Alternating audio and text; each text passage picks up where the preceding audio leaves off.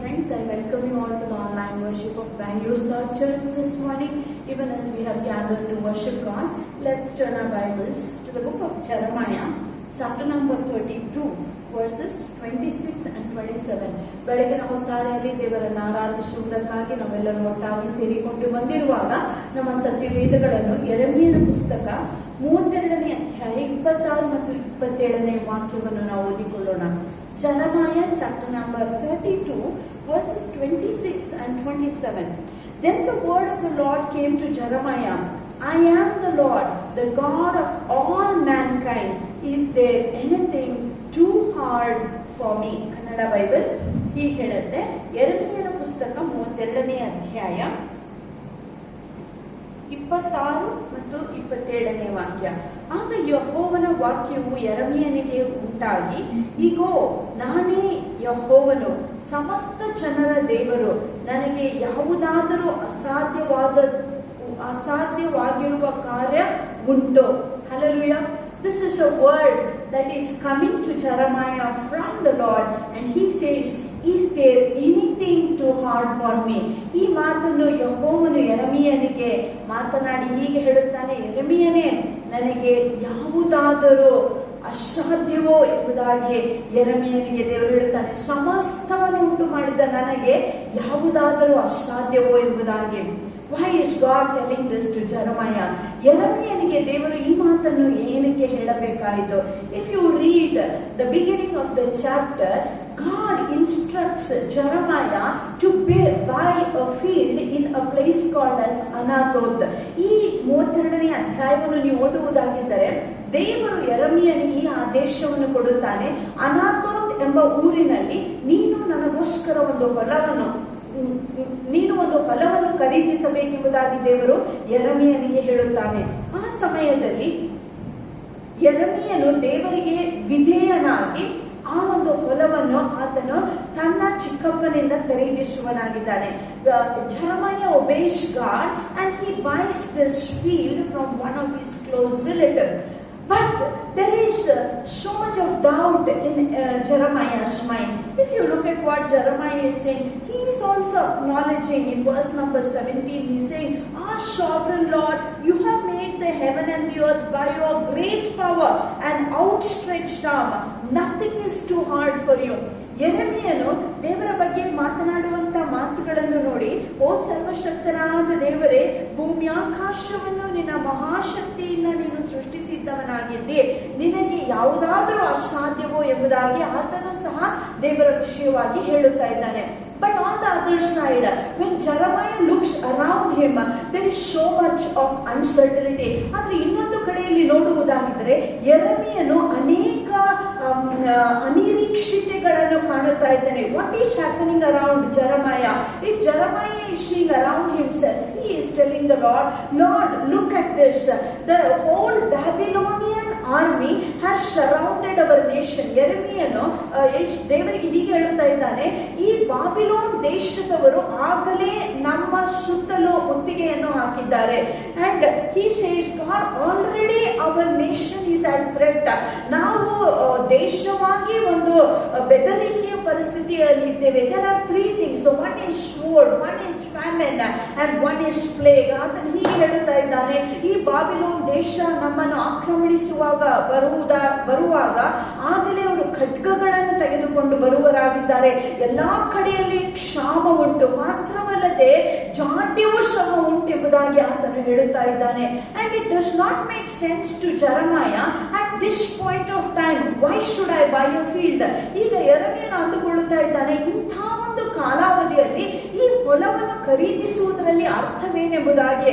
And that is the time God understands the conflict that is going on in Jeremiah's mind, because all this is not making sense to him.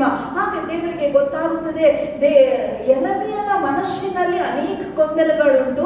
ಇಂಥ ಒಂದು ಕಷ್ಟಕರ ಪರಿಸ್ಥಿತಿಯಲ್ಲಿ ಈ ಒಂದು ಹೊಲವನ್ನು ಏನಕ್ಕೆ ದೇವರು ಖರೀದಿಸಬೇಕೆಂಬುದಾಗಿ ಹೇಳುತ್ತಾ ಇದ್ದಾನೆ ಎಂಬುದಾಗಿ ಆ ಸಮಯದಲ್ಲಿ ದೇವರು ವಿಶೇಷವಾಗಿ ಯೆರೆಮೀಯನ ಜೊತೆಯಲ್ಲಿ ಮಾತನಾಡಿ ಹೀಗೆ ಹೇಳುತ್ತಾನೆ, ಈಗೋ ಯೆರೆಮೀಯನೇ, ಭೂಮ್ಯಾಕಾಶವನ್ನು ಸೃಷ್ಟಿಸಿದ ನನಗೆ ಯಾವುದಾದ್ರೂ ಅಸಾಧ್ಯವೋ ಎಂಬುದಾಗಿ.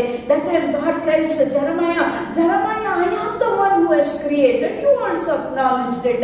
Is there anything too hard for me? And then the Lord goes on to tell Jeremiah. He said, Jeremiah, what you are saying is right. What you are saying is right. ದೇವರು ಯೆರೆಮೀಯನಿಗೆ ಹೀಗೆ ಹೇಳುತ್ತಾ ಇದ್ದಾನೆ, ನೀನು ನೋಡುವಂಥದ್ದು ಸರಿ, ಕಣ್ಣಾರೆ ಕಾಣುವಂಥದ್ದು ಸರಿ. What I am doing is definitely something that you cannot understand. ನಾನು ಮಾಡುವುದು ನಿನಗೆ ಗ್ರಹಿಸುವಂತ ವಿಷಯ ಆಗದೇ ಇರಬಹುದು. What God is saying is, because Israel and Judah sinned, God says they are going to go in captivity. They are going to be afflicted by the enemy. They are going to go into lot of oppression. But that is not the end of the story.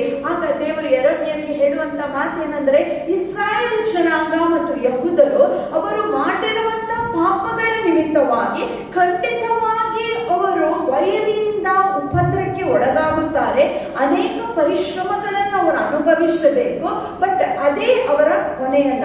What is God saying? God is saying, Jeremiah, one day I am going to gather these very people and they are going to be my people and I am going to be their God. ದೇವರು ಯೆರೆಮೀಯನಿಗೆ ಹೇಳುವಂತ ಮಾತೇನೆಂದ್ರೆ, ಒಂದು ದಿನ ಯೆರೆಮೀಯನೇ, ನಾನು ಈ ಜನರನ್ನು ಹಿಂತಿರುಗಿ ಬರಮಾಡುವನಾಗಿದ್ದೇನೆ. ಇದೇ ಒಂದು ದೇಶದಲ್ಲಿ ಅವರು ವಾಸಿಸುತ್ತಾರೆ. ಅಷ್ಟು ಮಾತ್ರವಲ್ಲ, ನಾನು ಅವರಿಗೆ ದೇವರಾಗಿರುತ್ತೇನೆ, ಅವರು ನನಗೆ ಪ್ರಜೆಗಳಾಗಿರುತ್ತಾರೆ ಎಂಬ ಆ ಒಂದು ಒಡಂಬಡಿಕೆಯನ್ನು ದೇವರು ಯೆರೆಮೀಯನ ಜೊತೆಯಲ್ಲಿ ಮಾಡುತ್ತಾ ಇದ್ದಾನೆ. This is a covenant God is making with Jeremiah. He is saying, Jeremiah, this is going to be fulfilled. ಯೆರೆಮೀಯನೇ, ಇದು ಪೂರ್ತಿಗೊಳ್ಳುವಂತ ವಿಷಯ. ಈ ಪ್ರವಾದನೆ ಪೂರ್ತಿಗೊಳ್ಳುತ್ತದೆ. ಏನಂದರೆ, ಇವತ್ತು ಚದರಿಸಿರುವಂತಹ ಈ ಎಲ್ಲಾ ಜನರು ಒಂದು ದಿನ ಹಿಂದೆ ಅವರು ಈ ದೇಶಕ್ಕೆ ಬಂದು ವಾಸಿಸುತ್ತಾರೆ.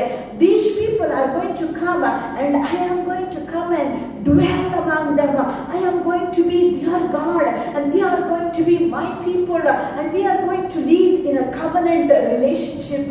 ಆಗ ದೇವರು ಹೇಳುತ್ತಾನೆ, ಇವರು ಹಿಂತಿರುಗಿ ಬರುವಾಗ ಆ ಸಮಯದಲ್ಲಿ ನಾನು ಇವರಿಗೆ ದೇವರಾಗಿರುತ್ತೇನೆ, ಇವರು ನನಗೆ ಪ್ರಜೆಗಳಾಗಿರುತ್ತಾರೆ ಎಂಬುದಾಗಿ. What a wonderful God.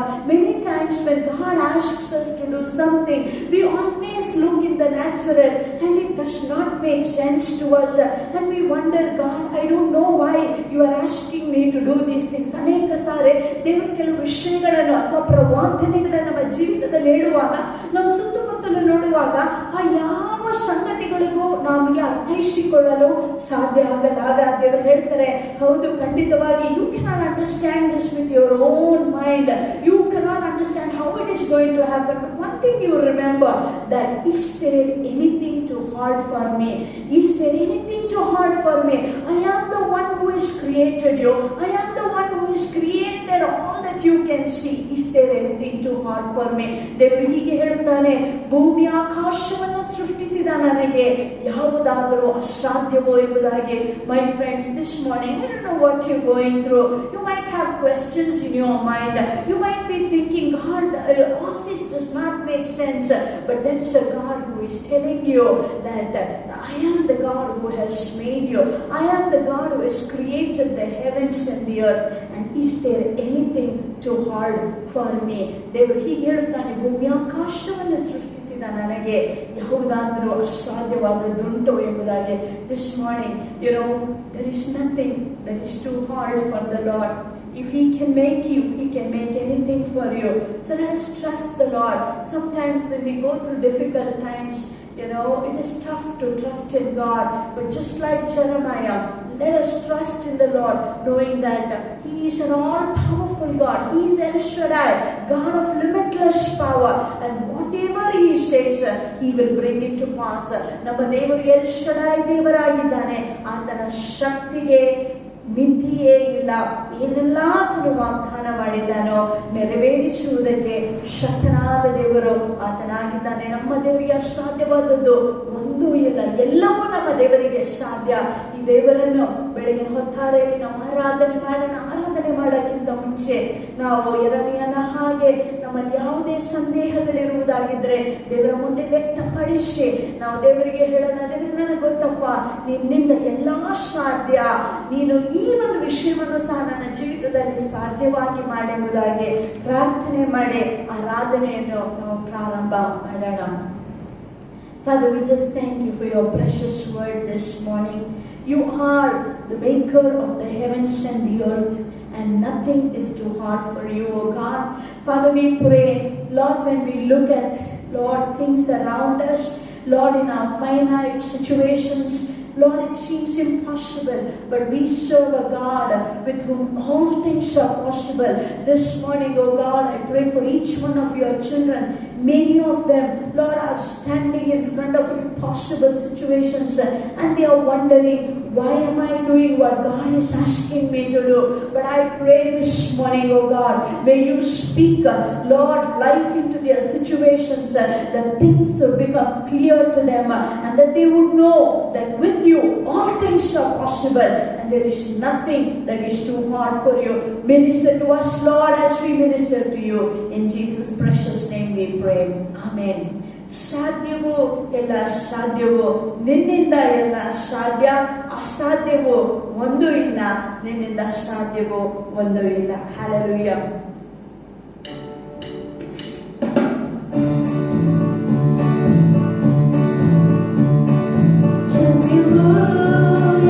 ಸಾಧ್ಯವು ನಿನ್ನಿಂದ ಎಲ್ಲ ಸಾಧ್ಯ,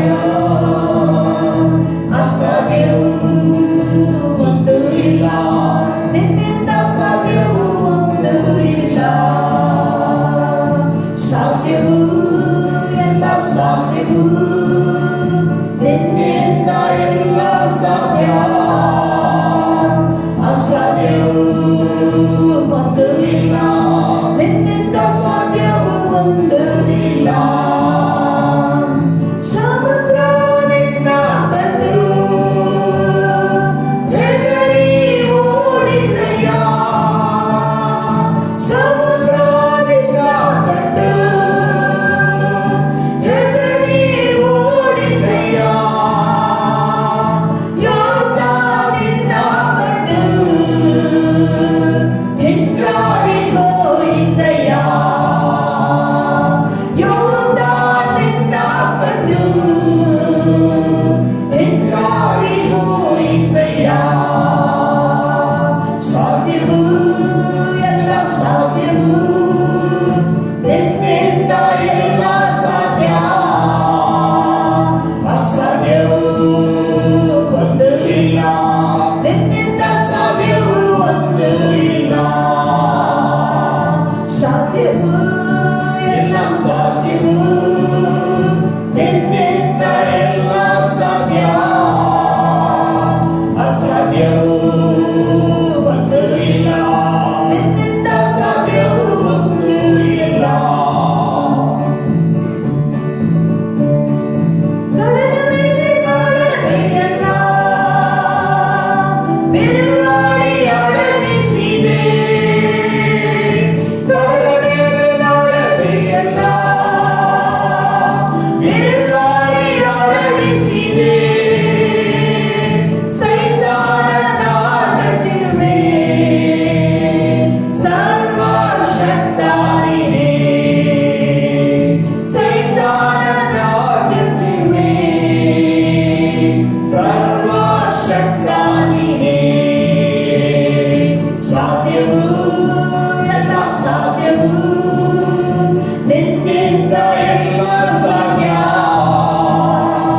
ಅಸಾಧ್ಯವು ಒಂದು ಇಲ್ಲ, ನಿನ್ನಿಂದ ಸಾಧ್ಯವು ಒಂದು ಇಲ್ಲ. ಸಾಧ್ಯವು ಎಲ್ಲ ಸಾಧ್ಯವು ನಿನ್ನಿಂದ ಎಲ್ಲ ಸಾಧ್ಯ, ಅಸಾಧ್ಯವು ಒಂದು ಇಲ್ಲ, ನಿನ್ನಿಂದ ಸಾಧ್ಯವು ಒಂದು ಇಲ್ಲ. ಸಾಧ್ಯವು ಎಂದಿಲ್ಲ, ಪರಿಣಾಮವೆಂದಿಲ್ಲ,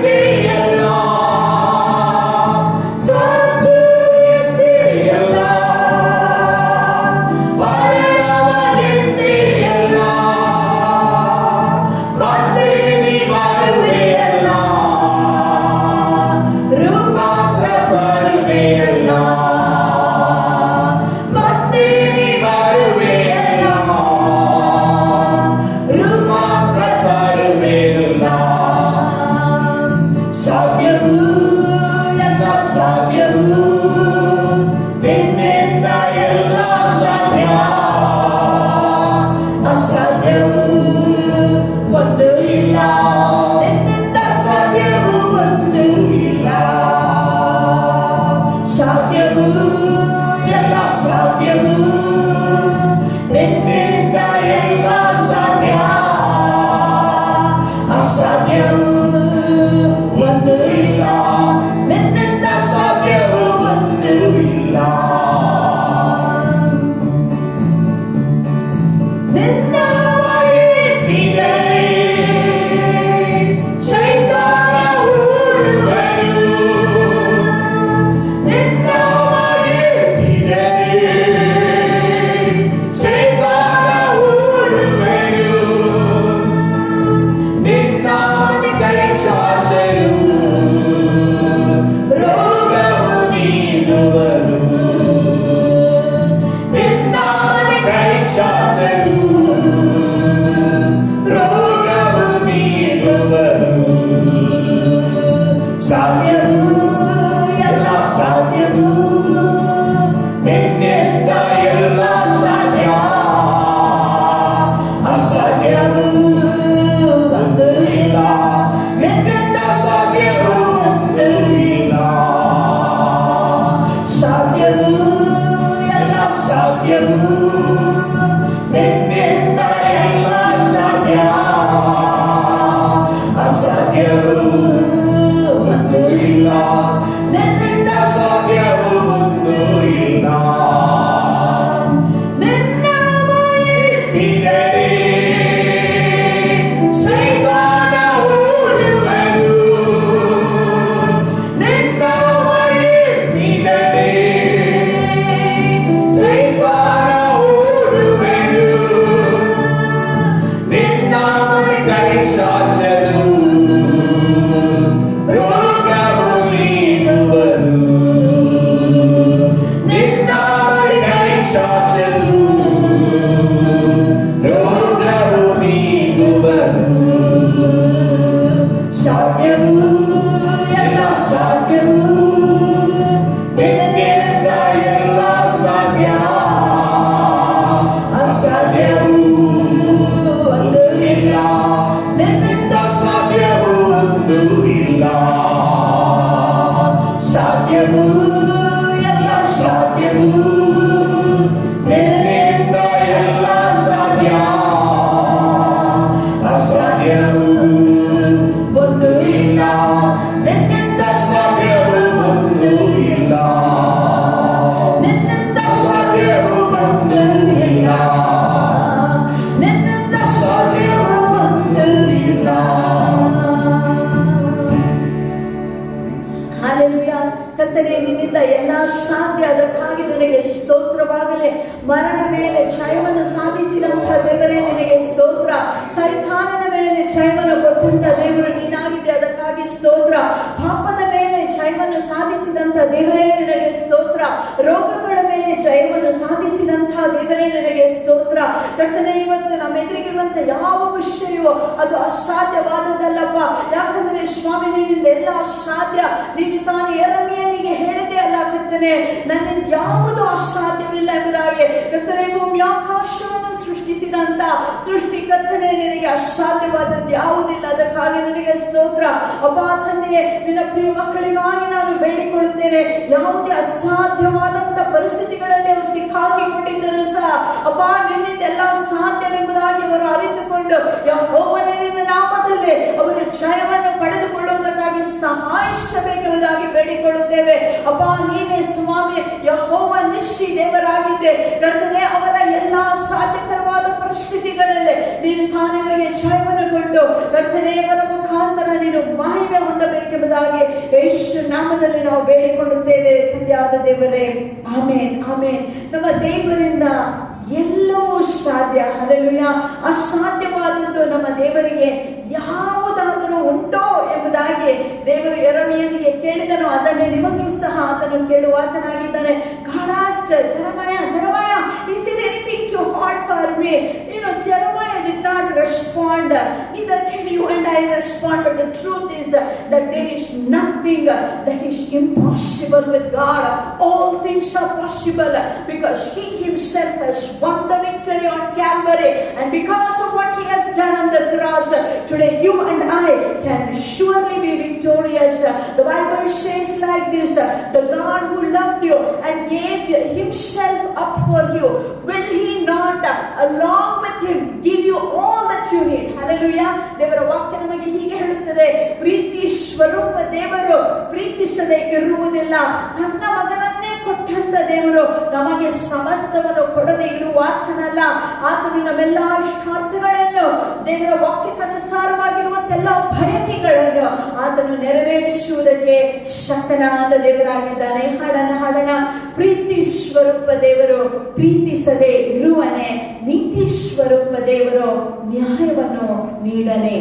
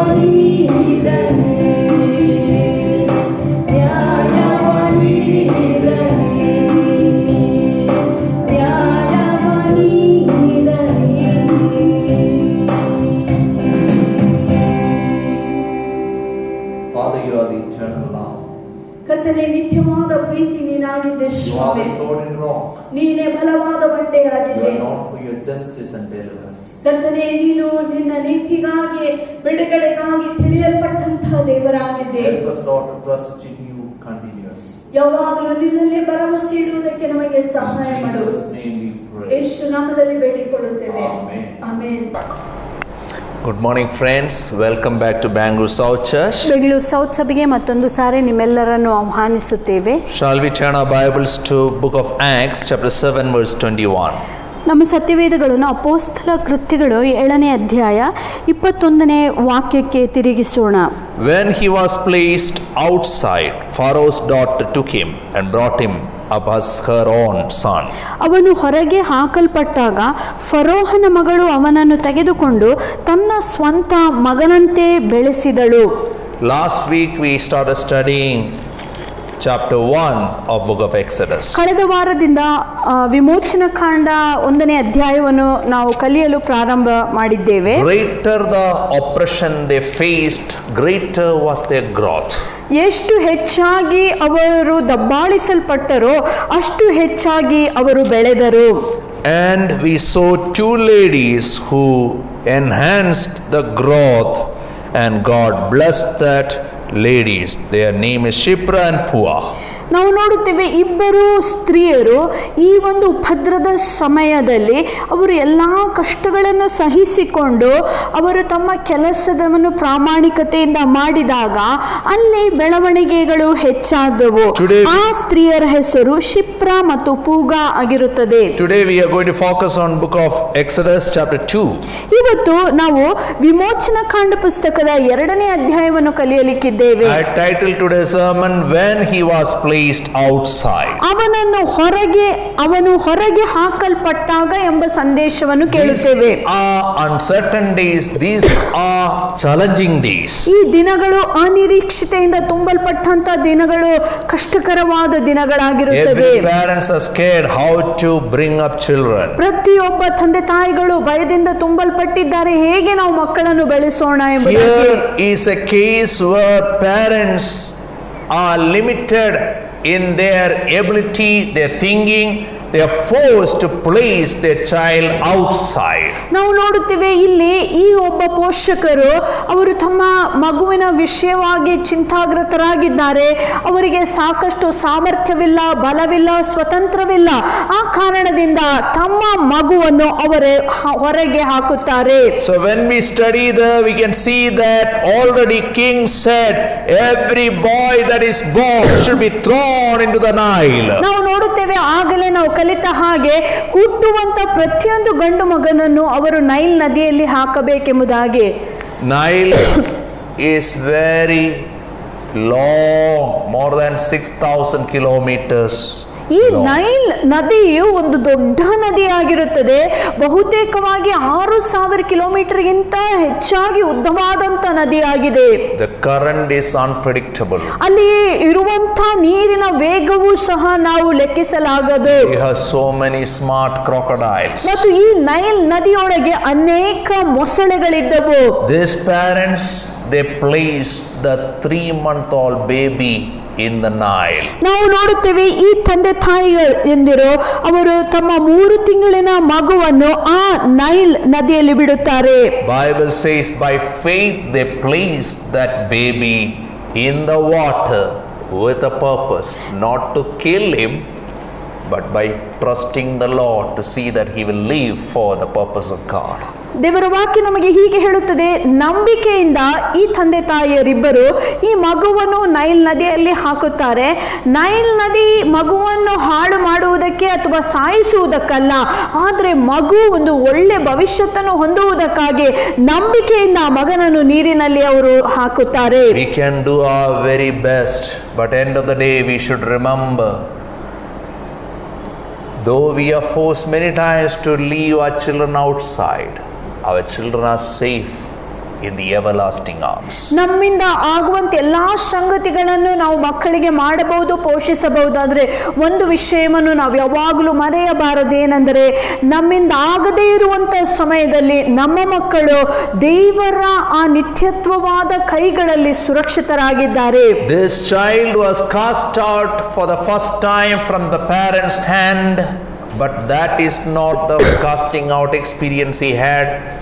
Many times he was shipped out in life, but God was shaping his life. ನಾವು ನೋಡುತ್ತೇವೆ, ಈ ಮಗುವು ಅತಿ ಚಿಕ್ಕ ಮಗುವಾಗಿರುವಾಗ, ಎಳೆ ವಯಸ್ಸಿನ ಮಗುವಾಗಿರುವಾಗ ತಂದೆ ತಾಯಿಗಳು ಈ ಮಗುವನ್ನು ಹೊರಗೆ ಹಾಕುವಂತ ಪರಿಸ್ಥಿತಿ ಮಗುವಿಗೆ ಬಂದಿತ್ತು. ಆದರೆ ಅದು ಪ್ರಥಮವಾದ ಪರಿಸ್ಥಿತಿ ಹಾಗಾಗಿರಲಿಲ್ಲ. ಈ ಮಗುವಿನ ಜೀವಿತದಲ್ಲಿ ಅನೇಕ ಸಾರಿ ಹೊರಗೆ ಹಾಕಲ್ಪಟ್ಟಂತಹ ಪರಿಸ್ಥಿತಿಗಳು ಬಂದವು. ಇದರ ನಿಮಿತ್ತವಾಗಿ ದೇವರು ಈ ಮಗುವನ್ನು ರೂಪಿಸುತ್ತಾ ಇದ್ದನು.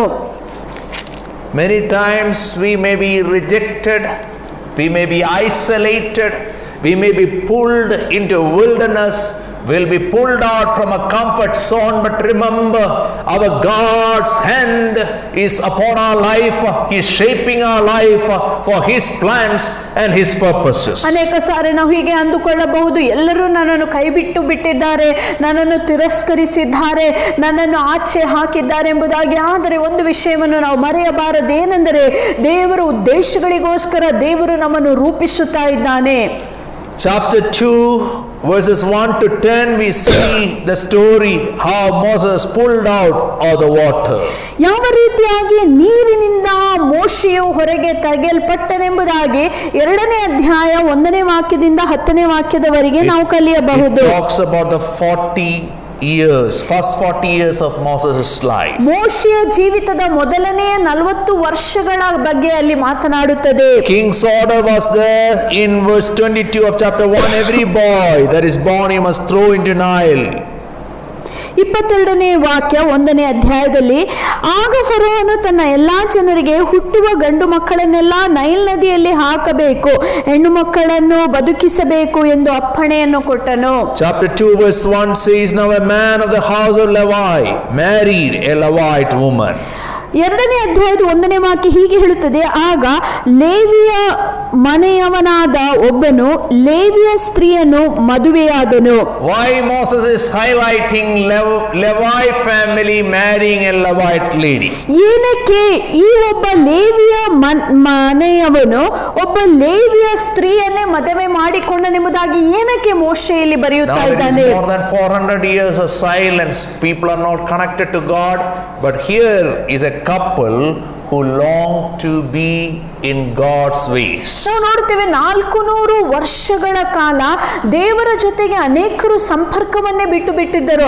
ಆದರೆ ಈ ದಂಪತಿಗಳಾದರೂ ದೇವರ ಜೊತೆಯಲ್ಲಿ ಸಂಪರ್ಕವನ್ನು ಇಟ್ಟುಕೊಂಡಂತಹ ದಂಪತಿಗಳಾಗಿದ್ದರು. Their names are not mentioned in this chapter. ಈ ಒಂದು ಅಧ್ಯಾಯದಲ್ಲಿ ಅವರ ಹೆಸರುಗಳು ಬರೆಯಲ್ಪಟ್ಟಿಲ್ಲ. They are insignificant, but they are going to do something very beautiful, and they are going to provide significant contribution to the kingdom of God. ಇವರು ಅಂತ ಏನು ದೊಡ್ಡ ನಾಯಕರಾಗಿರಲಿಲ್ಲ, ಅಲ್ಪರಾದ ಇವರು ಒಂದು ಅತ್ಯುತ್ತಮವಾದ ಸಂಗತಿಯಲ್ಲಿ ದೇವರ ರಾಜ್ಯಕ್ಕೆ ಇವರು ಮಾಡಲಿಕ್ಕಿದ್ದಾರೆ. Chapter 6 verse 20 says, 6ನೇ ಅಧ್ಯಾಯದ 20ನೇ ವಾಕ್ಯ ಹೀಗೆ ಹೇಳುತ್ತೆ, the names of this couple, Amram is a dad, and he married his dad's sister Jochebed. ನಾವು ನೋಡುತ್ತೇವೆ, ತಂದೆ ಹೆಸರು ಅಮ್ರಾಮನಾಗಿತ್ತು ಮತ್ತು ಆ ತಾಯಿಯ ಹೆಸರು ಜೋಕೆಬಾದ್ ಆಗಿತ್ತು. Before Pharaoh's order came, they had a 6-year child and a 3-year child. ಈ ಫರೋಹನ ಅಪ್ಪಣೆ ಬರುವಕ್ಕಿಂತ ಮುಂಚೆ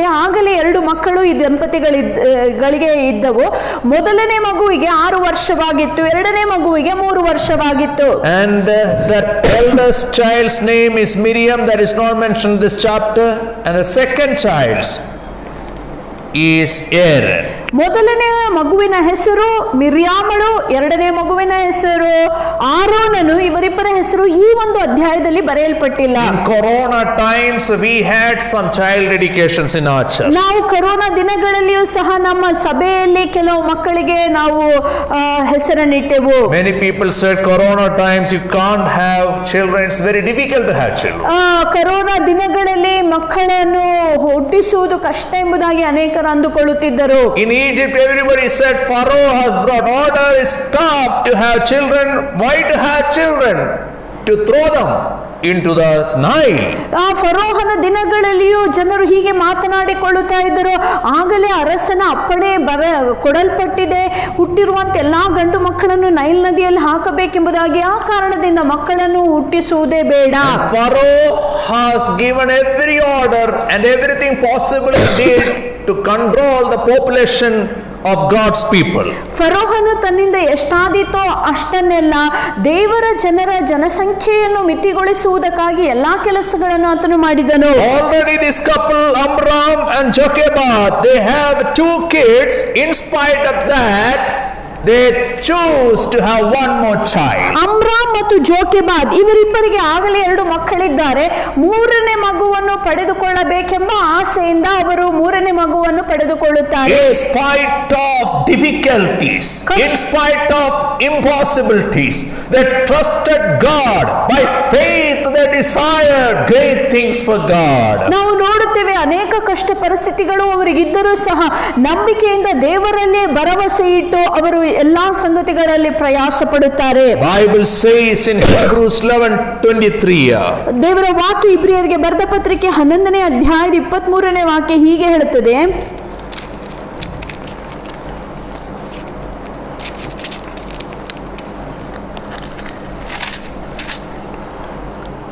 By faith Moses' parents hid him for 3 months after he was born, because they saw he was no ordinary child and they were not afraid of the king's edict. ನಂಬಿಕೆಯಿಂದಲೇ ಮೋಶೆ ಹುಟ್ಟಿದಾಗ ಕೂಸು ಸುಂದರವಾಗಿದ್ದನ್ನು ಅವನ ತಂದೆ ತಾಯಿಗಳು ನೋಡಿ ಅರಸನ ಅಪ್ಪಣೆಗೆ ಭಯಪಡದೆ ಅವನನ್ನು 3 ತಿಂಗಳು ಬಚ್ಚಿಟ್ಟರು. Why they had one more child? ಈ 3ನೇ ಮಗು ಹುಟ್ಟಿಸಿರುವಂತ ಕಾರಣವನ್ನು Bible says to exercise their faith. ದೇವರ ವಾಕ್ಯ ಹೇಳುತ್ತದೆ ನಂಬಿಕೆಯಿಂದಲೇ ಅವರು ಇದನ್ನು ಮಾಡಿದರೆ. They had great faith. ಅವರಲ್ಲಿ ಒಂದು ಮಹಾ ನಂಬಿಕೆ They had simple faith. ಅವರಿಗೆ ಸರಳವಾದ ನಂಬಿಕೆ They ಇದೆ. had practical faith. ಅವರಿಗೆ ಒಂದು ಪ್ರಾಯೋಗಿಕವಾದ ನಂಬಿಕೆ ಇದೆ. Bible says Acts chapter 7:20 and 21. ಅಪೊಸ್ತಲ ಕೃತ್ಯ 7ನೇ ಅಧ್ಯಾಯ 20-21ನೇ ವಾಕ್ಯ At ಹೀಗೆ that ಹೇಳುತ್ತದೆ. time Moses was born and he was no ordinary child. For 3 months he was cared for in his father's house. When he was placed outside, Pharaoh's daughter took him and brought him up as her own son. ಆ ಸಮಯದಲ್ಲಿ ಮೋಶೆಯು ಜನಿಸಿದನು. ಅವನು ದೇವರಿಗೆ ಪ್ರಿಯನಾಗಿದ್ದನು. 3 ತಿಂಗಳ ಕಾಲ ಅವನು ತನ್ನ ತಂದೆಯ ಮನೆಯಲ್ಲಿ ಪೋಷಣೆ ಹೊಂದಿದನು.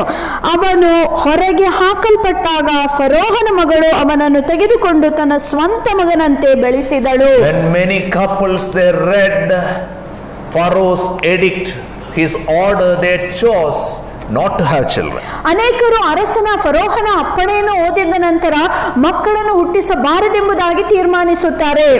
But here is a different couple. ಆದ್ರೆ ಇಲ್ಲಿರುವಂತ ದಂಪತಿ ವಿಶೇಷವಾದ ದಂಪತಿಗಳು. Faith differentiated them from others. ಅವರ ನಂಬಿಕೆಯಿಂದಲೇ ಅವರು ಬೇರೆಯವರಿಗಿಂತ ವ್ಯತ್ಯಾಸವುಳ್ಳವರಾಗಿದ್ದರು. Faith honors God, God honors faith. ದೇವರು ನಂಬಿಕೆಯನ್ನು ಗೌರವಿಸುತ್ತಾನೆ, ನಂಬಿಕೆಯು ದೇವರನ್ನು ಗೌರವಿಸುತ್ತದೆ. Now 3 months is over. ಈಗಾಗಲೇ 3 ತಿಂಗಳು ಆಗಿ They ಹೋಗಿದೆ. understood no more. They can't keep this child quiet. ಈ ಮಗುವನ್ನು ಇನ್ನು ಮುಂದೆ ಬಚ್ಚಿಡುವುದಕ್ಕೆ ಆಗದೆಂಬುದಾಗಿ ಅವರು ಆಲೋಚನೆ ಮಾಡುತ್ತಾರೆ. Verse 3, but when she could hide him no longer, she got a papyrus basket for him and caught it with tar and pitch. Then she placed the child in it and put it among the reeds along the bank of the Nile. 3ನೇ ವಾಕ್ಯ, ಅವನನ್ನು ಇನ್ನೂ ಬಚ್ಚಿಡುವುದಕ್ಕಾಗದೆ ಇದ್ದಾಗ ಅವನಿಗಾಗಿ ಆಪಿನ ಪೆಟ್ಟಿಗೆಯನ್ನು ತೆಗೆದುಕೊಂಡು ಜೇಡಿ ಮಣ್ಣನ್ನು ರಾಳವನ್ನು ಹಚ್ಚಿ ಕೂಸನ್ನು ಅದರಲ್ಲಿ ಇಟ್ಟು ನೈಲ್ ನದಿಯ ಅಂಚಿನಲ್ಲಿ ಇದ್ದ ಹುಲ್ಲಿನಲ್ಲಿ ಇಟ್ಟರು. In this verse 3 we'll see that word basket, which is translated from Hebrew word teba. ನಾವು ನೋಡುತ್ತೇವೆ ಈ ಒಂದು 3ನೇ ವಾಕ್ಯದಲ್ಲಿ ಆಪಿನ ಪೆಟ್ಟಿಗೆ ಎಂಬುದಾಗಿ ಬರೆಯಲ್ಪಟ್ಟಿದೆ. ಆಪಿನ ಪೆಟ್ಟಿಗೆ ಅಂದರೆ ಇಬ್ರಿಯ ಭಾಷೆಯಲ್ಲಿ ಇದಕ್ಕೆ ತೇಬಾ ಎಂಬುದಾಗಿ ಹೇಳಲ್ಪಟ್ಟಿದೆ. Teba word is used for Noah's ark first time in Genesis. ಇದೇ ಶಬ್ದವನ್ನು ನೋಹನು ಕಟ್ಟಿದಂತ ನಾವೆಗೆ ಅವರು ಆದಿಕಾಂಡ ಪುಸ್ತಕದಲ್ಲಿ ಉಪಯೋಗಿಸಿದ್ದಾರೆ. The great difference between an ark and a vessel. ನಾವು ನೋಡುತ್ತೇವೆ ಈ ಒಂದು ನೋಹನು ಕಟ್ಟಿರುವಂತ ನಾವೆ ಮತ್ತು ಈ ಪೆಟ್ಟಿಗೆಗೆ ಒಂದು ದೊಡ್ಡ ವ್ಯತ್ಯಾಸವುಂಟು. For a ship there is a captain. ನಾವು ನೋಡುತ್ತೇವೆ ಒಂದು ಹಡಗವನ್ನು ಮುಂದೆ ಸಾಗಿಸಬೇಕಾಗಿದ್ದರೆ ಒಬ್ಬ ನಾಯಕನ ಅಗತ್ಯವಿದೆ. There is a steering. ಅಲ್ಲಿ ಮುಂದೆ ಹೋಗುವುದಕ್ಕೆ ಒಂದು ಸ್ಟಿಯರಿಂಗ್ ಇರುತ್ತದೆ. But for an ark, ಆದರೆ ನಾವೆಗಾದರೂ there is no steering. ಅಲ್ಲಿ ಸ್ಟಿಯರಿಂಗ್ ಇರುವುದಿಲ್ಲ. Totally you have to depend on God. ಸಂಪೂರ್ಣವಾಗಿ ದೇವರ ಮೇಲೆ ನೀವು ಆತುಕೊಳ್ಳಬೇಕು. From mother's womb, Moses is asked to depend on God. ತಾಯಿಯ ಗರ್ಭದಿಂದಲೇ ಹೊರಗೆ ಬರುವಾಗ ಮೋಶೆಯು ದೇವರ ಮೇಲೆ ಆತನು ಅವಲಂಬಿಸಿಕೊಳ್ಳುವುದನ್ನು ಕಲಿತುಕೊಂಡಿದ್ದಾನೆ. His parents did everything possible. ಈ ತಂದೆ ತಾಯಿಗೆ ಆಗಿರುವಂತ ಎಲ್ಲಾ ಸಂಗತಿಗಳನ್ನು ಅವರು ಮಾಡಿದ್ದಾರೆ. After 3 months they understood they can't hide him any longer. ಅವರಿಗೆ ಗೊತ್ತಾಗುತ್ತದೆ 3 ತಿಂಗಳ ಆದ ನಂತರ ಈ ಮಗುವನ್ನು ಬಚ್ಚಿಡುವುದಕ್ಕೆ ಸಾಧ್ಯವೇ ಇಲ್ಲ ಎಂಬುದಾಗಿ. While many couples threw their kids to Nile, this couple placed the child by faith in trusting God. ನಾವು ನೋಡ್ತೇವೆ ಅನೇಕ ಪೋಷಕರು ನೈಲ್ ನದಿಗೆ ಮಕ್ಕಳನ್ನು ಎಸೆಯುವಂತ ಸಮಯದಲ್ಲಿ ಈ ಪೋಷಕರಾದರು ದೇವರಲ್ಲಿ ಭರವಸೆ ಇಟ್ಟು ಈ ಮಗುವನ್ನು ಸಂರಕ್ಷಿಸುವುದಕ್ಕಾಗಿ ನೈಲ್ ನದಿಯ ಅಂಚಿನಲ್ಲಿ ಮಗುವನ್ನು ಇರಿಸುತ್ತಾರೆ. They knew very clearly Nile is dangerous. ಅವರಿಗೆ ಸ್ಪಷ್ಟವಾಗಿ ಗೊತ್ತಿತ್ತು ನೈಲ್ ನದಿ ಇದು ಒಂದು ಅಪಾಯಕರವಾದ ನದಿ ಎಂಬುದಾಗಿ. You can't predict the current flow. ಆ ನೀರು ಹೇಗೆ ಚಲಿಸುತ್ತದೆ ನಮಗೆ ಹೇಳಕ್ಕಾಗಲ್ಲ. There is crocodiles and wild creatures. ನಾವು ನೋಡ್ತೀವಿ ಅಲ್ಲಿ ಅನೇಕ ಮೊಸಳೆಗಳು There is snakes in the water. ಆ ನೀರಿನಲ್ಲಿ ಅನೇಕ There is ಹಾವುಗಳುಂಟು. harmful fish in the water. ಆ ನೀರಿನಲ್ಲಿ ನದಿಯಲ್ಲಿ ಅನೇಕ ವಿಷಭರಿತವಾದಂತ By ಮೀನುಗಳು. faith this couple asked their daughter to take care of this child. ನಂಬಿಕೆಯ ಮುಖಾಂತರ ಆ ಒಬ್ಬ ಮಗಳಿಗೆ ಆ ದೇಶವನ್ನು ಕೊಡುತ್ತಾರೆ. ನೀವು ಚಿಕ್ಕ ಮಗುವಿನ ಮೇಲೆ ಕಣ್ಣಿಡಬೇಕೆಂಬುದಾಗಿ. Therefore his sister stood at a distance to see what would happen to him. ಕೂಸಿಗೆ ಏನಾಗುವುದೋ ಎಂದು ತಿಳಿದುಕೊಳ್ಳುವುದಕ್ಕೆ ದೂರದಲ್ಲಿಯೇ ಅದರ ಅಕ್ಕ ನಿಂತುಕೊಂಡಳು. And God honored their faith. ಆಗ ದೇವರು ಅವರ ನಂಬಿಕೆಯನ್ನು We see the ಗೌರವಿಸುತ್ತಾನೆ. provision of God in that crisis moment. ನಾವು ನೋಡುತ್ತೇವೆ ಆ ಒಂದು ಕಷ್ಟಕರವಾದ ಪರಿಸ್ಥಿತಿಯಲ್ಲಿ ದೇವರು ಒದಗಿಸಿಕೊಡುತ್ತಾನೆ. God who is always present became very present through the coming of Pharaoh's daughter. ನಾವು ನೋಡುತ್ತೇವೆ ಎಲ್ಲಾ ಸಮಯದಲ್ಲಿ ಸಹಾಯ ಮಾಡುವಂತ ದೇವರು ತಕ್ಕ ಸಮಯದಲ್ಲಿ ಫರೋಹನ ಮಗಳು ಅಲ್ಲಿ ಬರುವಂತೆ ಆತನು ಆ ಕಾರ್ಯವನ್ನು ಸಾಧಿಸುತ್ತಾನೆ. They understood faith spells risk, risk. ಅವರಿಗೆ ಗೊತ್ತಾಯಿತು ನಂಬಿಕೆ ಎಂಬ ವಿಷಯವನ್ನು ವಿವರಿಸುವುದು ಅಪಾಯಗಳನ್ನು ತೆಗೆದುಕೊಳ್ಳುವುದೆಂಬುದಾಗಿ. All their effort was rewarded that moment. ಆ ಒಂದು ಕ್ಷಣದಲ್ಲಿ ಅವರು ಪಟ್ಟಿರುವಂತ ಎಲ್ಲಾ ಪ್ರಯಾಸವು ಅದು Verse ಗೌರವಿಸಲ್ಪಟ್ಟಿತು. 5, then Pharaoh's daughter went down to the Nile to bathe, and her attendants were walking along the river bank. She saw the basket among the reeds and sent a slave girl to get it. She opened it and saw the baby. He was crying and she felt sorry for him. This is one of the Hebrew babies, she said. ಆಗ ಫರೋಹನ ಮಗಳು ನದಿಯಲ್ಲಿ ಸ್ನಾನ ಮಾಡುವುದಕ್ಕೆ ಬಂದಳು. ಆಕೆಯ ದಾಸಿಯರು ನದಿಯ ಅಂಚಿನಲ್ಲಿ ತಿರುಗಾಡುತ್ತಿದ್ದರು. ಫರೋಹನ ಮಗಳು ಹುಲ್ಲಿನಲ್ಲಿದ್ದ ಪೆಟ್ಟಿಗೆಯನ್ನು ನೋಡಿ ತನ್ನ ದಾಸಿಗಳನ್ನು ಕಳುಹಿಸಿ ಅದನ್ನು ತರಿಸಿದಳು. ಆ ಪೆಟ್ಟಿಗೆಯನ್ನು ತೆಗೆದಾಗ ಕೂಸನ್ನು ನೋಡಿದಳು. ಕೂಸು ಅಳುತ್ತಿತ್ತು. ಆಕೆಗೆ ಅದರ ಮೇಲೆ ಕನಿಕರ ಹುಟ್ಟಿತು. ಅವಳು ಇದು ಇಬ್ರಿಯರ ಮಕ್ಕಳಲ್ಲಿ ಒಂದಾಗಿರಬೇಕು ಎಂದುಕೊಂಡಳು. And the princess adopted this child. ನಾವು ನೋಡುತ್ತೇವೆ ಈ ರಾಜಕುಮಾರಿಯು ಈ ಒಂದು ಮಗುವನ್ನು ದತ್ತು ಸ್ವೀಕಾರ ಮಾಡಿಕೊಳ್ಳುತ್ತಾಳೆ. She trained him in every wisdom of Egypt. ಐಗುಪ್ತ ದೇಶದ ಎಲ್ಲಾ ಜ್ಞಾನದಲ್ಲಿ ಮಗುವು ತರಬೇತಿಯನ್ನು Acts ಹೊಂದಿಕೊಳ್ಳುತ್ತದೆ. chapter 7 verse 22 says Moses was educated in all the wisdom of the Egyptians and was powerful in speech and action. ಅಪೊಸ್ತಲರ ಕೃತ್ಯ 7ನೇ ಅಧ್ಯಾಯದ 22ನೇ ವಾಕ್ಯ ಹೀಗೆ ಹೇಳುತ್ತದೆ, ಮೋಶೆಯು ಈಜಿಪ್ಟಿನವರ ಸಕಲ ವಿದ್ಯೆಯಲ್ಲಿ ತರಬೇತಿ ಹೊಂದಿ ಮಾತನಾಡುವುದರಲ್ಲಿಯೂ ಕಾರ್ಯ ಸಾಧಿಸುವುದರಲ್ಲಿಯೂ ಸಮರ್ಥನಾದನು. How come a slave child studies so much? Super Anand, he adopts so many kids, but this is not Super Anand.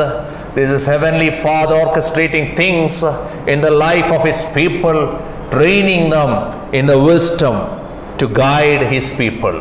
ದಾಸಿಯ ಮಕ್ಕಳು ಇಂಥ ತರಬೇತಿಯನ್ನು ಹೊಂದಿಕೊಳ್ಳುವುದು ಹೇಗೆ ಸಾಧ್ಯ? ಈ ದಿನಗಳಲ್ಲಿ ಸೂಪರ್ ಆನಂದ್ ಎಂಬವರು ಇಂಥ ಕೀಳ್ಮಟ್ಟದ ಜನರನ್ನು ತೆಗೆದುಕೊಂಡು ಅವರು ತರಬೇತಿ ಕೊಡುತ್ತಾ ಇದ್ದಾರೆ. ಆದರೆ ಇವಳ ಸ್ಥಿತಿ ಅದಾಗಿರಲಿಲ್ಲ.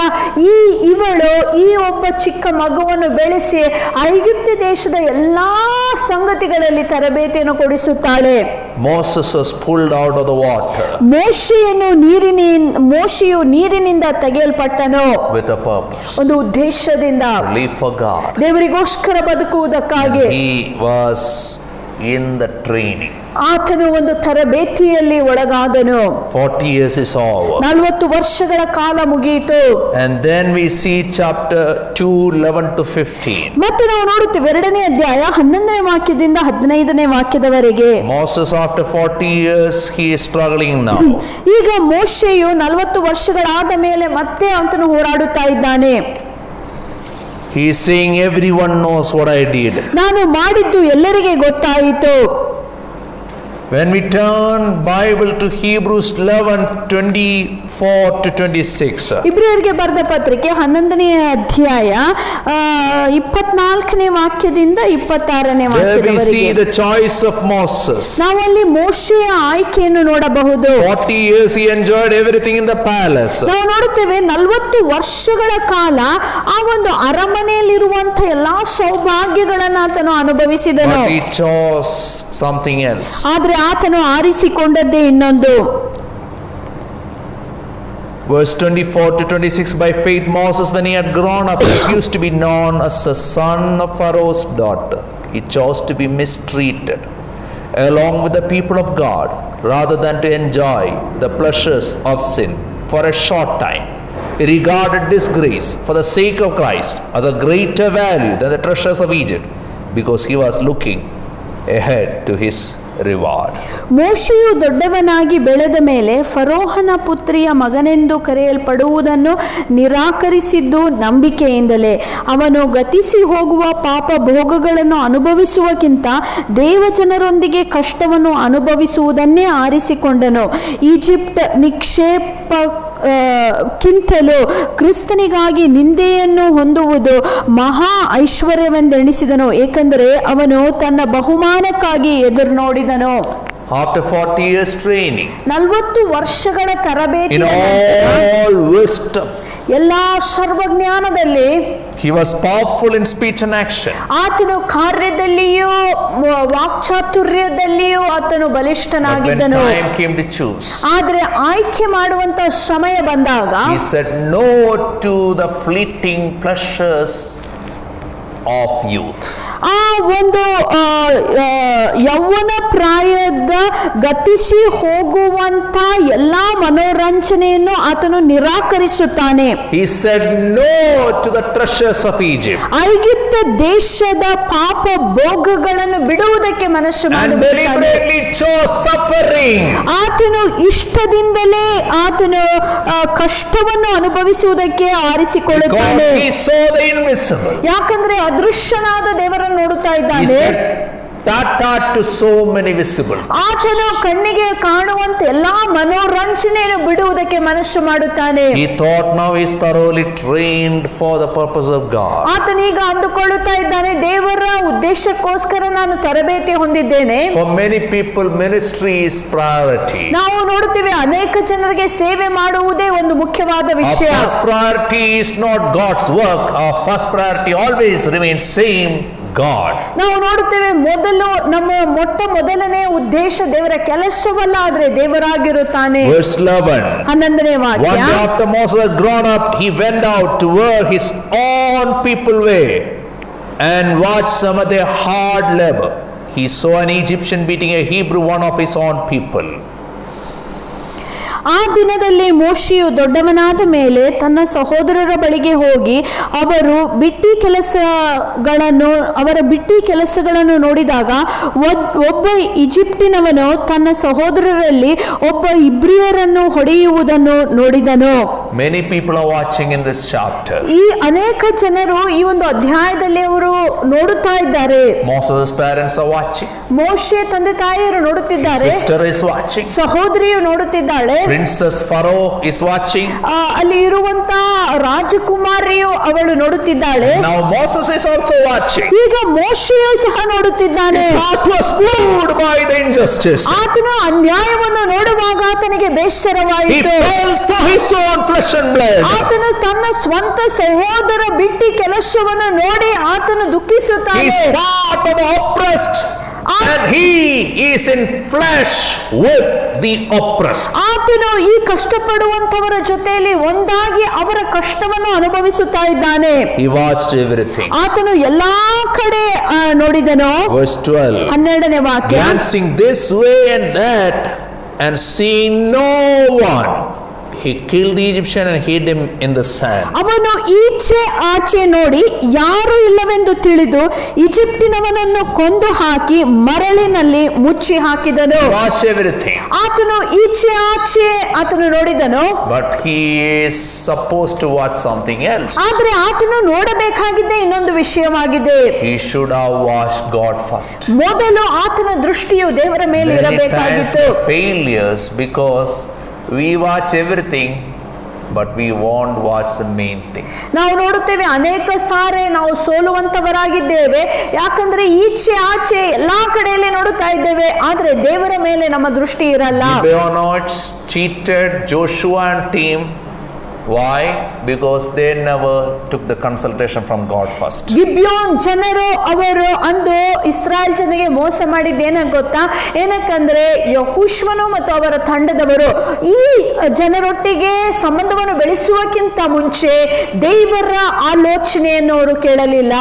Next day Moses went for mediation again. ಮತ್ತು ಮಾರನೇ ದಿನ ಮತ್ತೊಂದು ಎರಡನೇ ದಿನ ಸಹ ಮತ್ತೆ ಮೋಶೆ ಅಲ್ಲಿಗೆ ಹೋಗುತ್ತಾನೆ. All his secret is spilled out. ಆಗ ಆತನ ಎಲ್ಲಾ ರಹಸ್ಯವು ಆಚೆಗೆ ಬಯಲಾಯಿತು. He asked him, who made you ruler and judge over us? ಆಗ ಅವರು ಆತನನ್ನು ಕೇಳುತ್ತಾರೆ, ನಿನ್ನನ್ನು ನಮ್ಮ ಮೇಲೆ ಅಧಿಕಾರಿಯನ್ನಾಗಿ ಯಾರು ಮಾಡಿದರು? That moment he realized, ಆಗ ಆತನಿಗೆ ಗೊತ್ತಾಯಿತು, everyone knows what I did.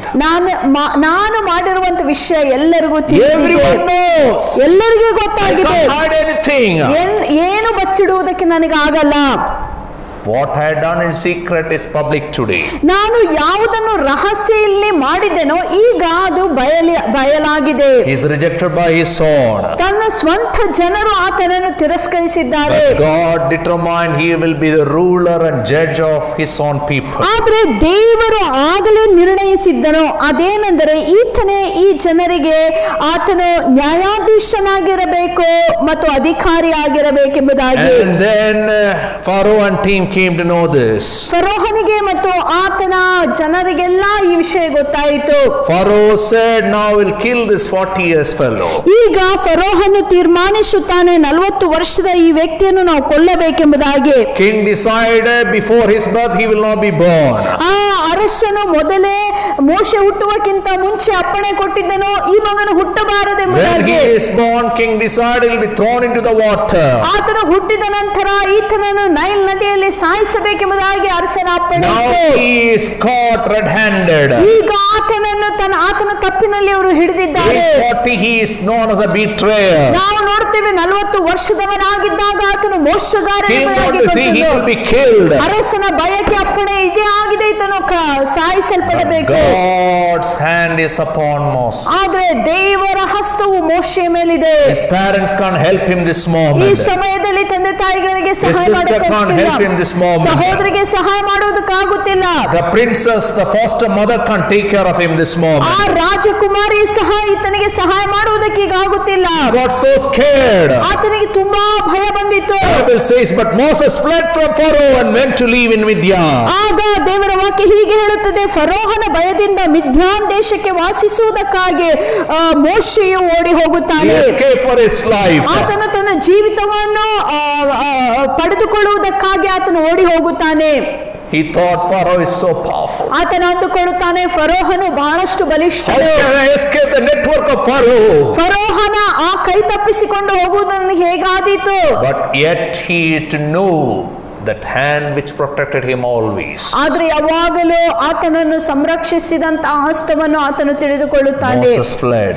ಮೋಶೆ ಓಡಿ ಹೋಗುತ್ತಾನೆ. But he is in the network of the Lord. ಆದ್ರೆ ಈಗ ಆತನು ದೇವರ ಬಲೆಯಲ್ಲಿ ಸಿಕ್ಕಾಕಿಕೊಂಡಿದ್ದಾನೆ. And he ended up as an alien in a foreign land. ಈಗ ನಾವು ನೋಡುತ್ತೇವೆ, ಆತನ ಒಂದು ವಿದೇಶದಲ್ಲಿ ಒಬ್ಬ ಪರಕೀಯನಾಗಿ ಅಲ್ಲಿ ಹೋಗುತ್ತಾನೆ. That is verse 16 to 22. ಅದನ್ನೇ 16ನೇ ವಾಕ್ಯದಿಂದ 22ನೇ ವಾಕ್ಯದವರೆಗೆ Verse 2 we ಓದಬಹುದು. see his dad and mom, they got a fine child. ನಾವು ನೋಡುತ್ತೇವೆ 2ನೇ ವಾಕ್ಯದಲ್ಲಿ ಆತನ ತಂದೆ ತಾಯಿಗಳು ಸುಂದರವಾದ ಮಗುವನ್ನು ಪಡೆದುಕೊಂಡರು. Verse 22 we see he is having a family and he also got a boy child, Gershom. ನಾವು ನೋಡುತ್ತೇವೆ 22ನೇ ವಾಕ್ಯದಲ್ಲಿ ಆತನಿಗೂ ಸಹ ಒಬ್ಬ ಮಗನು ಹುಟ್ಟುತ್ತಾನೆ, ಆತನಿಗೆ ಗೆರ್ಷೋಮ್ ಎಂದು ಆತನು ಹೆಸರಿಡುತ್ತಾನೆ. He names his child Gershom, saying, I have become an alien in a foreign land. ನಾನು ಪರದೇಶದಲ್ಲಿ ಅನ್ಯನಾಗಿದ್ದೇನೆ ಎಂಬ ಕಾರಣದಿಂದ ಮಗನಿಗೆ ಗೆರ್ಷೋಮ್ ಎಂಬ ಹೆಸರನ್ನಿಡುತ್ತಾನೆ. He is in the land of a distant relative. ಆತನು ಆ ದೂರ ಸಂಬಂಧದವನ ಆ ಒಂದು ಪ್ರದೇಶದಲ್ಲಿ ಈಗಿದ್ದಾನೆ. He knows he is outside the purpose of God. ಆದ್ರೆ ದೇವರ ಉದ್ದೇಶದ ಹೊರಗಿದ್ದಾನೆ ಆತನಿಗೆ ಗೊತ್ತಾಯಿತು. But he is not understanding the network of God is following him. ಆದ್ರೆ ದೇವರ ಆ ಒಂದು ಪ್ರಸನ್ನತೆ ಆತನನ್ನು ಹಿಂಬಾಲಿಸುತ್ತದೆ ಎಂಬುದಾಗಿ ಆತನಿಗೆ ಗೊತ್ತಾಗುತ್ತಿಲ್ಲ. He felt he is an alien here. ಆತನಿಗೆ ಅನ್ನಿಸುತ್ತಾ ಇದೆ, ನಾನು ಇಲ್ಲಿ ಒಬ್ಬ ಅನ್ಯನೆಂಬುದಾಗಿ. 40 years he is wandering here and there. ಆತನು 40 ವರ್ಷಗಳ ಕಾಲ ಎಲ್ಲಾ ಕಡೆಯಲ್ಲೂ ಅಲೆದಾಡುತ್ತಾ He ಇದ್ದಾನೆ. knows this place, he had to study this place. ಆತನಿಗೆ ಈ ಪ್ರದೇಶದ ಬಗ್ಗೆ ಗೊತ್ತಿದೆ, ಆತನು ಪ್ರದೇಶವನ್ನು ಅರ್ಥೈಸಿಕೊಳ್ಳಬೇಕು. Verse 16. 16ನೇ ವಾಕ್ಯ. Verse 15, last verse, he fled from Pharaoh and went to live in Midian, where he sat down by a well. ಫರೋಹನ ಎದುರಿನಿಂದ ಓಡಿ ಹೋಗಿ ಮಿದ್ಯಾನ್ ದೇಶದಲ್ಲಿ ಒಂದು ಬಾವಿಯ ಬಳಿಯಲ್ಲಿ ಕೂತುಕೊಂಡನು. Now a priest of Midian had 7 daughters. They came to draw water and fill the troughs to water their father's flock. ಮಿದ್ಯಾನಿನ ಯಾಜಕನಿಗೆ 7 ಮಂದಿ ಪುತ್ರಿಯರಿದ್ದರು. ಇವರು ಬಂದು ತಮ್ಮ ತಂದೆಯ ಮಂದೆಗೆ ನೀರನ್ನು ಕುಡಿಸುವುದಕ್ಕಾಗಿ ನೀರು ಸೇದಿ ದೋಣಿಯನ್ನು Some ತುಂಬಿಸುತ್ತಿದ್ದರು. shepherds came along and draw them away, but Moses got up and came to their rescue and watered their flock. ಕುರುಬರು ಬಂದು ಅವರನ್ನು ಓಡಿಸಿದರು, ಆದರೆ ಮೋಶೆ ಎದ್ದು ಅವರಿಗೆ ಸಹಾಯ ಮಾಡಿ ಅವರ ಕುರಿಗಳಿಗೆ ನೀರನ್ನು ಕುಡಿಸಿದನು. Bible is a beautiful book. We'll see so many male shepherds and then female shepherds. ಸತ್ಯವೇದವನ್ನು ನೋಡುವಾಗ ಇದೊಂದು ಸುಂದರವಾದಂತಹ ಪುಸ್ತಕವಾಗಿದೆ. ಈ ಒಂದು ಪುಸ್ತಕದಲ್ಲಿ ನಾವು ನೋಡುತ್ತೇವೆ, ಪುರುಷರು ಕುರುಬರಾಗಿದ್ದಾರೆ, ಸ್ತ್ರೀಯರು ಅವರು ಕುರುಬರಾಗಿದ್ದಾರೆ. God not a Shipra and Pua, because they by faith helped population to grow. ನಾವು ನೋಡುತ್ತೇವೆ ಶಿಪ್ರ ಮತ್ತು ಪೂಗ ಎಂಬ ಈ ಇಬ್ಬರು ಸ್ತ್ರೀಯರನ್ನು ದೇವರು ಗೌರವಿಸಿದನು, ಯಾಕಂದ್ರೆ ದೇವರ ರಾಜ್ಯದ ಬೆಳವಣಿಗೆಯಲ್ಲಿ ಅವರು ಸಹಾಯ ಮಾಡಿದರು. Then we had Jochebed and Miriam in this scene. ಆ ನಂತರ ನಾವು ನೋಡುತ್ತೇವೆ ಜೋಕೆಬಾದ್ ಮತ್ತು ಮಿರ್ಯಾಮ್ ಇವರಿಬ್ಬರು ಸ್ತ್ರೀಯರು ದೇವರ ರಾಜ್ಯವನ್ನು ಅವರು And ಮುಂದುವರಿಸುತ್ತಾ now ಇದ್ದಾರೆ. we have the priest children, 7 daughters, all good shepherds. ನಾವು ನೋಡುತ್ತೇವೆ ಆ ನಂತರ ಮಿದ್ಯಾನದ ಯಾಜಕನಿಗೆ 7 ಹೆಣ್ಣು ಮಕ್ಕಳಿದ್ದಾರೆ. ಇವರೆಲ್ಲರೂ ಒಳ್ಳೆ ಕುರುಬರಾಗಿದ್ದರು. If you study Bible, you'll find that Reuel, he worshipped many gods. ನಾವು ನೋಡ್ತೇವೆ, ದೇವರ ವಾಕ್ಯ ಓದುವುದಾಗಿದ್ದರೆ ರೂಯಲ್ ಎಂಬಾತನು ಅನೇಕ ದೇವತೆಗಳನ್ನು ಪೂಜಿಸುತ್ತಾ ಇದ್ದನು. He had a name called Jethro also. ಆತನಿಗೆ ಇನ್ನೊಂದು ಹೆಸರಿತ್ತು, ಯೆತ್ರೋ ಎಂಬುದಾಗಿ. But here Moses sitting next to the well. ನಾವು ನೋಡ್ತೀವಿ, ಈಗ ಮೋಶೆಯು ಬಾವಿಯ ಪಕ್ಕದಲ್ಲಿ ಬಳಿಯಲ್ಲೇ ಕೂತುಕೊಂಡಿದ್ದಾನೆ. He saw woman, the weaker vessel is oppressed, they are not getting justice, and he is hard. ನಾವು ನೋಡುತ್ತೇವೆ, ಈ ಸ್ತ್ರೀಯರು ಇಲ್ಲಿ ನೀರನ್ನು ಸೇದುವುದಕ್ಕಾಗಿ ಬಂದಾಗ ಬೇರೆ ಕುರುಬರು ಇವರನ್ನು ಓಡಿಸುವಾಗ ಆತನ ಹೃದಯದಲ್ಲಿ ಅನ್ಯಾಯವೆಂಬುದಾಗಿ ಅನ್ನಿಸಿ ಆತನು ಕಾರ್ಯ ಸಾಧಿಸುತ್ತಾನೆ. That injustice in his heart. ಆತನು ಆ ಅನ್ಯಾಯವನ್ನು ತನ್ನ ಹೃದಯದಲ್ಲಿ ಅನುಭವಿಸುತ್ತಿದ್ದಾನೆ. His compassion moved him. ಆತನಲ್ಲಿರುವಂತಹ ಕನಿಕರವು ಆತನನ್ನು ಚಲಿಸಿತು. Though a foreigner, first day in a foreign place, ಆತನು ಪರದೇಶದಲ್ಲಿ ಒಬ್ಬ ಅನ್ಯನಾಗಿದ್ದರೂ ಸಹ in that first day itself he took initiative to set right justice. ಆ ದಿನ, ಮೊದಲನೇ ದಿನದಂದು ಆತನು ಅನ್ಯಾಯವನ್ನು ನ್ಯಾಯ ಮಾಡುವುದಕ್ಕಾಗಿ ಪರಿಶ್ರಮ ಪಡುತ್ತಾನೆ.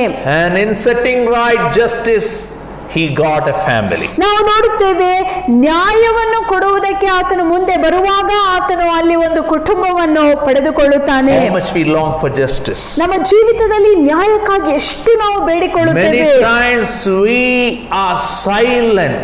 We allow injustice to continue in our nation, in our world. ನಾವು ನೋಡುತ್ತೇವೆ, ಅನೇಕ ಸಾರಿ ನಮ್ಮ ಸುತ್ತಮುತ್ತಲು ಅನ್ಯಾಯ ನಡೆಯುವಾಗಲೂ ಸಹ ನಾವು ಸುಮ್ಮನೆ ಅದನ್ನು ಹಾಗೆ ಮುಂದುವರಿಸಲು ಬಿಡುತ್ತೇವೆ. Moses was a single man army in a foreign land, and he fought with the locals, and he made sure the ladies will get the justice. ನಾವು ನೋಡುತ್ತೇವೆ, ಮೋಶೆಯು ಈ ಒಂದು ಪರದೇಶದಲ್ಲಿ ಒಬ್ಬಂಟಿಗನಾಗಿದ್ದರೂ ಸಹ ಅಲ್ಲಿ ಸೇರಿ ಬಂದಿರುವಂತಹ ಬಲಹೀನವಾದಂತಹ ಸ್ತ್ರೀಯರಿಗೆ ನ್ಯಾಯವನ್ನು ಕೊಡಿಸುತ್ತಾನೆ. Moses is watching.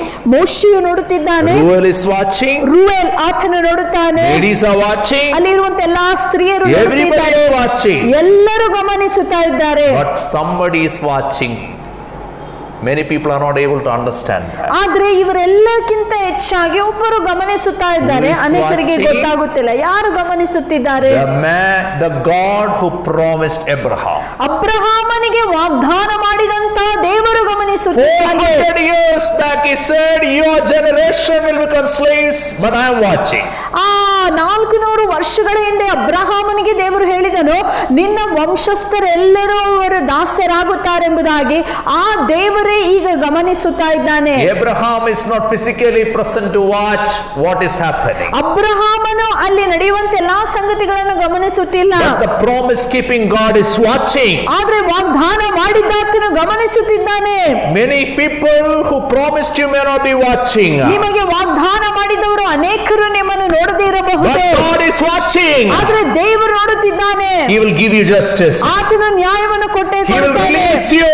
ಆತನು ನಿಮಗೆ ಬಿಡುಗಡೆ He will hear your warnings. ನಿಮ್ಮ ನೆರಳಾಟವನ್ನು He will ಕೇಳಿಸಿಕೊಳ್ಳುತ್ತಾನೆ. set you free from the bondage. ಆ ಬಂಧನದಿಂದ ನಿಮಗೆ ಬಿಡುಗಡೆಯನ್ನು ಕೊಡುತ್ತಾನೆ. He heals you. ಆತ ನಿಮ್ಮನ್ನು He ಗುಣಪಡಿಸುತ್ತಾನೆ. will deliver you. ಆತ ನಿಮ್ಮನ್ನು He ವಿಮೋಚಿಸುತ್ತಾನೆ. is still working. ಆತನು ಇನ್ನು ಕಾರ್ಯ He is ಸಾಧಿಸುತ್ತಾನೆ. working in the scene. ಆತನು ಕಾರ್ಯ He is working ಮಾಡುತ್ತಿದ್ದಾನೆ. behind the scene. ನಿಮ್ಮ ಹಿಂದೆ ಅನೇಕ ಸಂಗತಿಗಳನ್ನು ಕಾರ್ಯ In his time. ತನ್ನ ತಕ್ಕ ಸಮಯದಲ್ಲಿ Everything so beautiful. ಎಲ್ಲವನ್ನು ಸುಂದರವಾಗಿ And ನಡೆಸುತ್ತಾನೆ. that is verse 23 to 25. ಅದನ್ನೇ ನಾ 23ನೇ ವಾಕ್ಯದಿಂದ During 25ನೇ that ವಾಕ್ಯದಲ್ಲಿ silent long period, ಆ ಒಂದು ನಿಶ್ಶಬ್ದವಾದಂತಹ ದೀರ್ಘ ಕಾಲದಲ್ಲಿ many people forgot. ಅನೇಕರು ನೆನಪಾರಿದರು. King of Egypt died. ಆ ಐಗುಪ್ತ ದೇಶದ ಅರಸನು ಸತ್ತೋದನು. Israelites groaned in their slavery and cried out. ಆ ಇಸ್ರಾಯೇಲ್ ಜನರು ನರಳಾಟದಲ್ಲಿ ದೇವರಲ್ಲಿ ಮೊರೆ ಇಡಲು And they ಆರಂಭಿಸಿದರು. cried for help because of slavery. ಅವರು ತಮ್ಮ ದಾಸತ್ವದ ನಿಮಿತ್ತವಾಗಿ ನರಳಾಡುತ್ತಿದ್ದಾರೆ. Went up to God. ಅವರ ನರಳಾಟವು ದೇವರಿಗೆ ಮುಟ್ಟಿತು. Cry, noise went everywhere. ನಾವು ನೋಡುತ್ತೇವೆ, ಅವರ ನರಳಾಟವು ಎಲ್ಲಾ ಕಡೆಯಲ್ಲಿ ಕೇಳಿಸಿತು. Pharaoh's daughter saw that saved only one child, she couldn't do much. ಆ ಫರೋಹನ ಮಗಳಿಗೆ, ರಾಜಕುಮಾರಿಗೆ ಒಂದೇ ಒಂದು ಮಗುವನ್ನು ಸಂರಕ್ಷಿಸುವುದು ಮಾತ್ರವೇ ಆಯಿತು. Every day the slaves, they threw their children into Nile. They cried and cried and cried and cried. But ultimately, the one who years he heard. ನಾವು ನೋಡುತ್ತೇವೆ ಪ್ರತಿನಿತ್ಯವೂ ಅನೇಕ ದಾಸಿಯರು ತಮ್ಮ ಹುಟ್ಟು ಮಕ್ಕಳನ್ನು ಅವರು ನೈಲ್ ನದಿಯಲ್ಲಿ ಬಿಸಾಕುವಾಗ ಅವರು ನರಳಾಡುತ್ತಾ ಇದ್ದರು. ಅವರ ಆ ಒಂದು ಕೂಗು ಸ್ವರ್ಗಕ್ಕೆ ಮುಟ್ಟಿತು. After 400 silent years, 400 ಮೌನವಾದ ವರ್ಷಗಳು ಕಳೆದ ನಂತರ slavery trained God's people to cry unto God. ದೇವರಲ್ಲಿ ಭಿನ್ನವಿಸುವುದಕ್ಕಾಗಿ ಆ ಒಂದು ದಾಸತ್ವವು ಅವರಿಗೆ ಸಹಾಯ Verse ಮಾಡಿತು. 24, 24ನೇ God ವಾಕ್ಯ. heard their groaning and he remembered his covenant with Abraham, with Isaac and with Jacob. ದೇವರು ಅವರ ನರಳಾಟವನ್ನು ಕೇಳಿದಾಗ ಅವನು ಅಬ್ರಹಾಮನ ಸಂಗಡವು, ಇಸಾಕನ ಸಂಗಡವು, ಯಾಕೋಬನ ಸಂಗಡವು ತಾನು ಮಾಡಿದ ಒಡಂಬಡಿಕೆಯನ್ನು ಜ್ಞಾಪಕ ಮಾಡಿಕೊಂಡನು.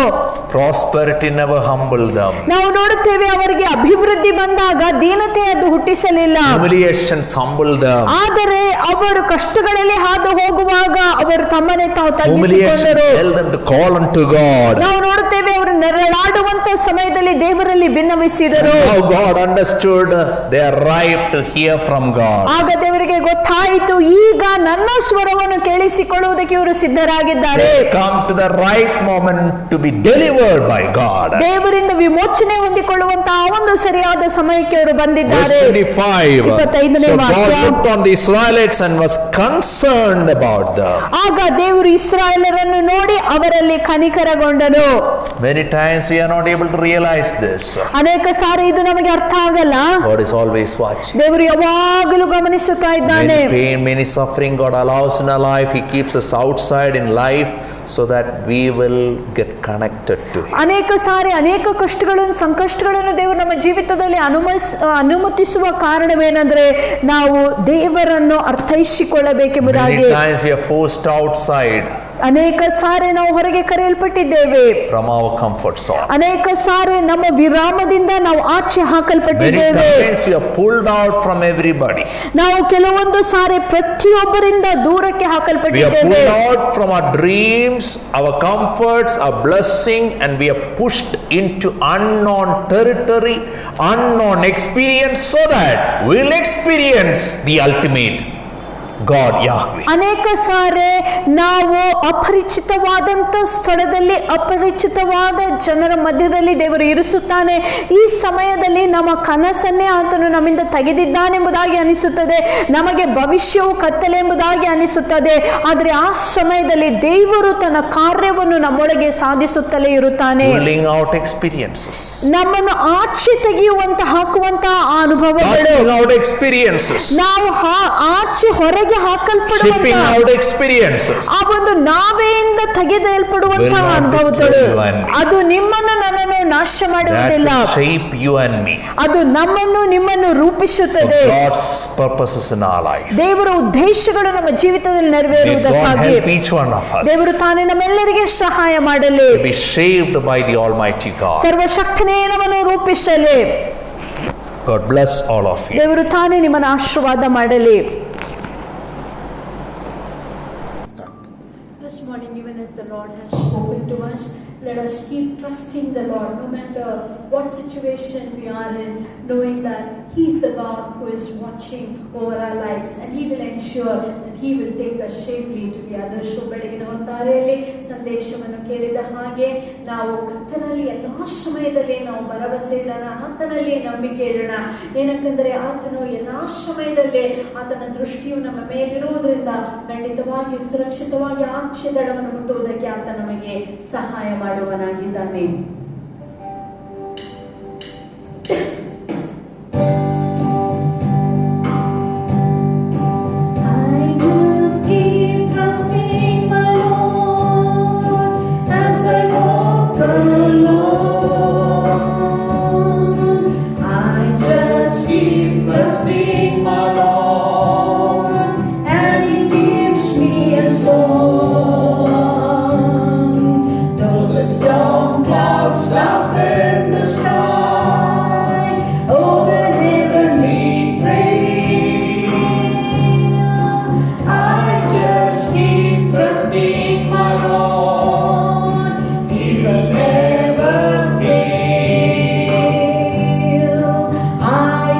Trusting my Lord as I walk alone.